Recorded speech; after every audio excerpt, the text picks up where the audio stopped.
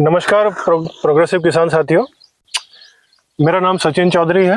मैंने MSc plant biotechnology Bangalore university से पढ़ाई करी है और currently soil testing laboratory run करता हूँ नीमच मध्य प्रदेश में। आज हमारे साथ senior agronomist Shubham Singh sir आए हैं। सर यूपी के रहने वाले हैं और करंटली मध्य प्रदेश के मालवा में अपना सेवाएं दे रहे हैं आइकॉन हॉर्टिकल्चर के द्वारा। आज हम ग्वाल तालाब गांव में टमाटर की क्रॉप देखना है जो एक प्रोग्रेसिव फार्मर ने प्रोटेक्टेड कल्टीवेशन के अंदर लगा रखी है। नमस्कार सर, आपका स्वागत है सर। सचिन जी। सर मैं आपसे जानकारी ले किसान भाइयों को बताना चाहूंगा कि सर जो टमाटर क्रॉप के लिए मिट्टी की बेसिक रिक्वायरमेंट क्या होनी चाहिए सर? और बेसिक रिक्वायरमेंट जब भी आप अपना नए क्रॉप लगाते हैं सबसे पहले आप सॉइल टेस्टिंग कराइए। जी सर। उसमें जो जो नीड आता है आप उसका वो कवर करिए। जी सर।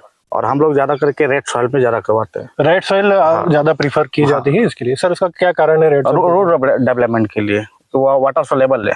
अब जो ब्लैक सॉइल है वो क्या है कि रूट डेवलप नहीं होने देता, रूट अच्छे से डेवलप नहीं होता, बहुत डेंस होती है सर, बहुत ज्यादा एरेशन कम होता है इसके अंदर। सर टोमेटो क्रॉप लगाने के लिए क्योंकि थोड़ा सिट्रस क्रॉप है तो इसका पीएच, मिट्टी का पीएच और इसी सर क्या हम लोग 6.5 का पीएच लेते हैं, 1.5 तक इसी लेते हैं। 6.5 क्योंकि थोड़ा सा एसिडिक में जाता है माइसल, स्लाइटली एसिडिक, तो सिट्रस क्रॉप को सपोर्ट करता है। हाँ। और सर ईसी आप कितना बता? 1.5 आप ईसी रखते हैं। किसान भाइयों को बता दूं पीएच जो होता है वो एसिड और बेस का माप होता है कि आपकी मिट्टी कितनी एसिडिक और बेसिक है, और ईसी होता है वो कितनी नमकीन है, नमक का उसमें माप होता है। ज्यादा हाई ईसी जाता है तो पौधा नहीं चल पाता है, लो ईसी होता तो भी नहीं चल पाता है। जैसे सर ने हमें बताया अभी कि 1.5 ईसी तक पौधा टॉलरेट कर लेता है और अच्छा फ्रूटिंग उसमें देता है। सर इसमें कार्बन कंटेंट और नाइट्रोजन और ये माइक्रो न्यूट्रिएंट कौन कौन से हमें इनका फर्टिगेशन भी ध्यान रखना चाहिए सर? और सर फर्टिगेशन में तो सारा देना पड़ता है, सब देना पड़ता है, सब कुछ देना पड़ता है आपको। जी जी जी जी। सर ये जो क्रॉप है ये प्लांटिंग के बाद कितने टाइम में क्रॉप हार्वेस्ट कर सकते हैं? हार्वेस्ट तो 90 से 100 दिन में स्टार्ट हो जाता है। जी सर। गर्मियों में ये 10 महीने कंटिन्यू ये चलता है। 10 महीने तक कंटिन्यू सर? नेट हाउस के अंदर, नेट हाउस के प्रोटेक्टेड कल्टीवेशन में आपका 10 महीने चलते ही चलता है। और सर अनुमानित 1 एकड़ से हम कितनी क्रॉप ले सकते हैं? 35 से 40 टन। 40 टन तक हम इसमें एक क्रॉप ले सकते हैं टमाटर का। 10 महीने तक हमें इसकी क्रॉप मिलती है सर। सर इसका जो पौधा होता है सर वो कितनी हाइट तक चला जाता है सर? सर जैसे ओपन में लोग करते हैं उनकी पौधे की हाइट रहता है 5 फीट। 5 फीट वो मल्टी ब्रांच लेते हैं लगभग इतना। हाँ, और हम लोग लेते हैं प्रोटेक्टर फार्मिंग में सिंगल ब्रांचेस। सिंगल ब्रांच आप लेते हैं? हाँ, तो इसका हाइट जाता है 24 से 25 फीट। 25 फीट तक सर इसका हाइट चला जाता है। सर ये सर हमारे इसमें कौन कौन सी वेराइटी आती है जो यहाँ का मालवा क्षेत्र का किसान लगा सकता है सर टमाटो? सर टमाटो तो हमारे यहाँ जो भी किसान साथी लगा रहे हैं वो ज्यादा करके सिजेंटा का साहू वेराइटी लगाते हैं, या तो सैमनिस का विलास लगाते हैं जी। और बाकी छोटी मोटी कंपनियां जो हैं उनके वो लगाते हैं। वो लगाते हैं अपने हिसाब से। सर इस क्रॉप को लगाने का क्या फायदे हैं टोमेटो के? क्या इसकी शेल्फ लाइफ, इस वेराइटी की शेल्फ लाइफ अच्छी है? ज्यादा है।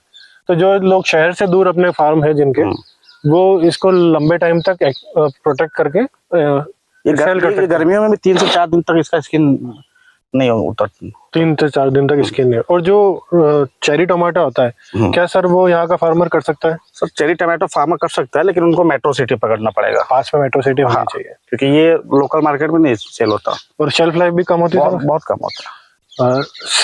सर के माध्यम से हम जानना चाहेंगे कि सर इसमें कौन कौन सी बीमारियां आती है जिनको किसानों को ध्यान रखना चाहिए शुरुआत से? सर देखिए इसमें जो बीमारियां वो नॉर्मली बीमारी, ज्यादा कोई ऐसा है नहीं।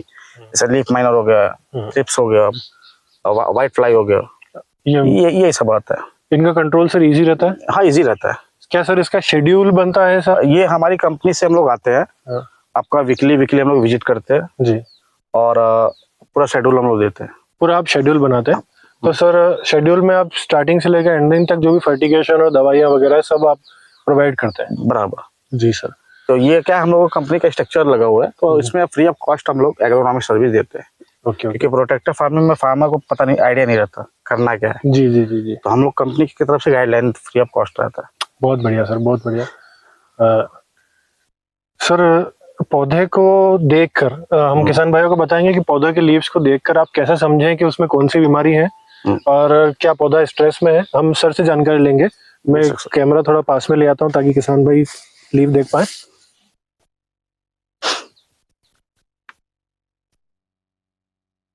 जी सर। अब जैसे इस पे अपना जो नए लीफ है, अब ये देखिए नीचे से येलो है जी, तो ये माइक्रोन्यूट्रन और जिंक डिफिशियंसी की वजह से इसका हेड डेवलप नहीं हो पा रहा। हाँ। अब ये लीफ माइनर है, ये जो है ये लीफ माइनर इंसेक्ट की वजह से बन रहा है जी।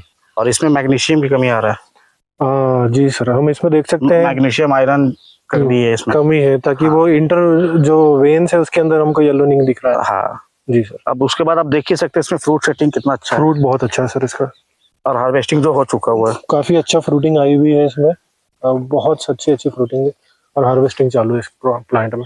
सर इस पौधे में क्या ये पौधा अभी स्ट्रेस में है सर? क्योंकि गर्मी नहीं, स्ट्रेस पे नहीं है सर। अब स्ट्रेस पे इसलिए नहीं है क्योंकि हम लोगों का ऊपर ये लगा हुआ है, डबल नेट लगा हुआ है, डबल नेट सिस्टम लगा, तो वो आपका धूप डायरेक्ट आता नहीं है इसमें। जी सर। सर ये जो होते हैं पौधे, इसमें ये फ्लावर होता है?